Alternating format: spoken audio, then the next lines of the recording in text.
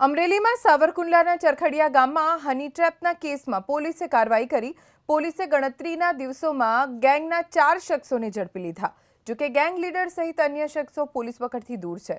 ફરિયાદી યુવક સોશિયલ મીડિયાના માધ્યમથી આરતી નામની યુવતીના સંપર્કમાં આવ્યો।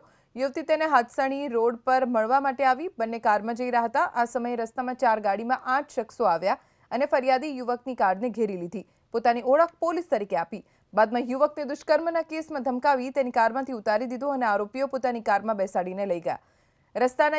રસ્તામાં યુવકના હાથમાં હથકડી બાંધી 6 લાખની માંગ કરી। યુવકને બાદમાં તેના ગામમાં લવાયો। આ સમયે યુવક ચાલાકી વાપરી પોતાના ઘરની દિવાલ કૂદીને ભાગી ગયો। બાદમાં પોલીસ સ્ટેશને જઈ ફરિયાદ નોંધાવી। પોલીસે આરતી નામની યુવતી સહિત 8 આરોપી સામે ગુનો નોંધ્યો છે।